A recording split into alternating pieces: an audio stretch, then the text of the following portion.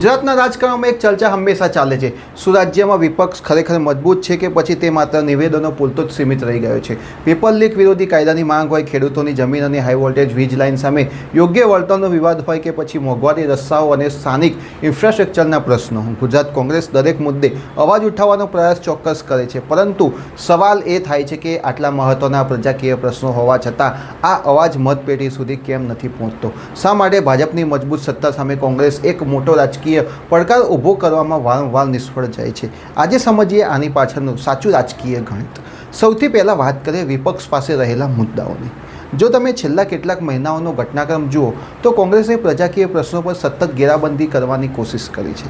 જ્યારે ઉત્તર કે મધ્ય ગુજરાતમાં ખેડૂતો વીજ લાઇન સામે આંદોલન પર ઉતરે છે ત્યારે કોંગ્રેસ ત્યાં પહોંચવાનો પ્રયાસ કરે છે। યુવાનો જ્યારે સરકારી ભરતીઓની પારદર્શિતા સામે સવાલો ઉઠાવે છે ત્યારે વિપક્ષ તેને વિધાનસભાથી લઈને શેરીઓ સુધી વાચા આપવાનો દાવો કરે છે। આ એવા મુદ્દા છે જે સીધા સામાન્ય નાગરિક, ખેડૂત અને યુવા મતદાનના ખિસ્સા અને ભવિષ્ય સાથે જોડાયેલા છે।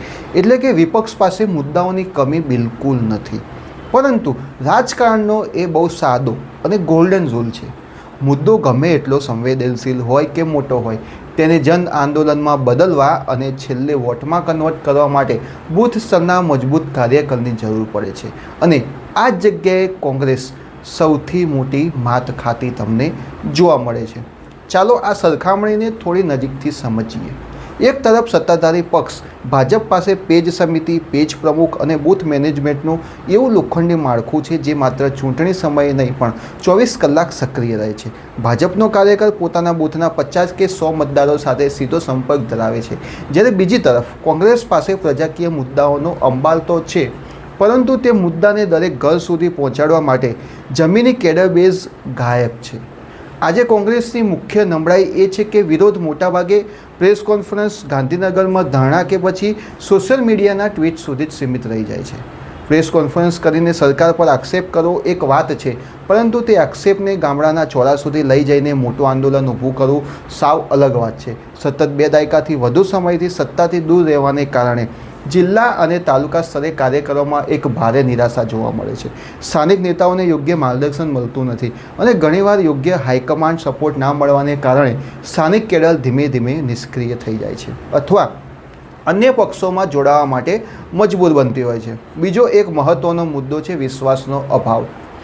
જ્યારે જનતા જુએ છે કે વિપક્ષ મુદ્દા તો ઉઠાવે છે, પણ જ્યારે ચૂંટણી નજીક આવે છે ત્યારે તેમનું સંગઠન વિખેરાયેલું દેખાય છે, ત્યારે મતદારો પણ વિકલ્પ તરીકે વિપક્ષ પર પૂરો ભરોસો કરી શકતા નથી। આમ પ્રજાકીય પ્રશ્નો હોવા છતાં કેડર બેઝના અભાવે આ મુદ્દાઓ માત્ર હવામાં જ રહી જાય છે અને ચૂંટણીના પરિણામોમાં બદલાતા નથી। તો હવે સવાલ એ છે કે આગળનો રસ્તો શું? જો કોંગ્રેસ કે વિપક્ષે ગુજરાતના રાજકારણમાં ખરેખર કમબેક કરવું હોય તો માત્ર સરકારની ભૂલો ગણાવવાથી કે ટીકા કરવાથી કામ નહીં ચાલે। તેમણે સૌથી પહેલાં પોતાના ગ્રાઉન્ડ સંગઠનમાં નવો પ્રાણ ફૂંકવો પડશે। સોશિયલ મીડિયા છોડીને દરેક તાલુકા અને બૂથ સ્તરે નવા અને ઉત્સાહી ચહેરાઓને સ્થાન આપવું પડશે। મુદ્દાઓને માત્ર 1 કે 2 દિવસ વિરોધ દર્શાવીને છોડી દેવાને બદલે પરિણામ ના આવે ત્યાં સુધી સતત લડત આપવી પડશે। જો વિપક્ષ પોતાનું બૂથ માળખું મજબૂત નહીં કરે તો પ્રજાના આટલા મોટા પ્રશ્નો હોવા છતાં ગુજરાતનું રાજકારણ એક તરફી જ રહેશે। પણ આ આખા વિશ્લેષણ પછી સવાલ તમને છે, શું તમને લાગે છે કે વર્તમાન પરિસ્થિતિમાં કોંગ્રેસ કેડર બેઝ વગર સત્તાધારી પક્ષ સામે મજબૂત વિકલ્પ બની શકે કે પછી વિપક્ષે પોતાની રણનીતિ સાવ બદલવાની જરૂર છે? તમારો મત નીચે કોમેન્ટ સેક્શનમાં ચોક્કસ જણાવો। ગુજરાતના રાજકારણના આવા જ સચોટ અને ડીપ એનાલિસિસ માટે અમારી ચેનલને સબસ્ક્રાઈબ કરો અને આ વિડીયો વધુમાં વધુ લોકો શેર કરો। આભાર।